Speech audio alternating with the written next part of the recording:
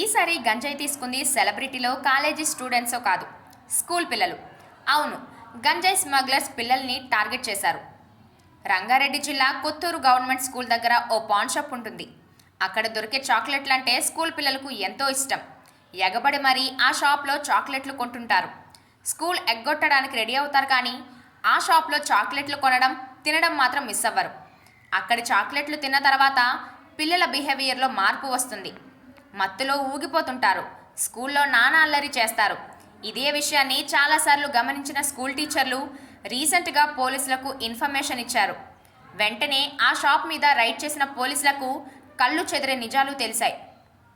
ఆ షాప్ వాడు అమ్ముతున్నది నార్మల్ చాక్లెట్లు కాదు, గంజాయి కలిపిన చాక్లెట్లు. అవును, అడ్డదారిలో డబ్బు సంపాదించేందుకు చిన్నపిల్లలకు గంజాయి అలవాటు చేశారు ఈ నీచులు.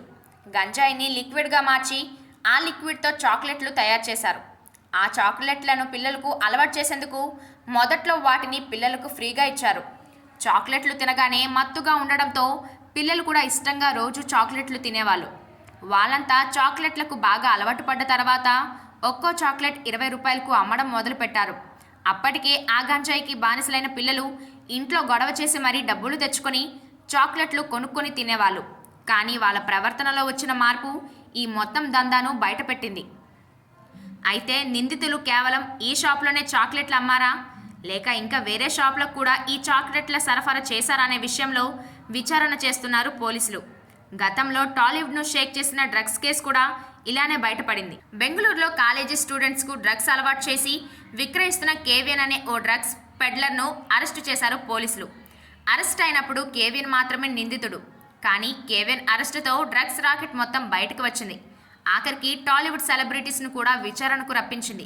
హైదరాబాద్, బెంగళూరు కేంద్రాలుగా డ్రగ్స్ దందాకు తెరలేపాడు కేవియన్.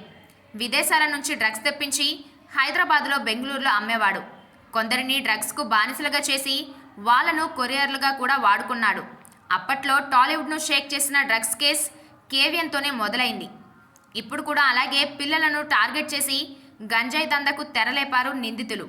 ఈ దందాలో ఇంకా ఎంతమంది ఇన్వాల్వ్ అయి ఉన్నారు అనే విషయంలో పోలీసులు విచారణ చేస్తున్నారు.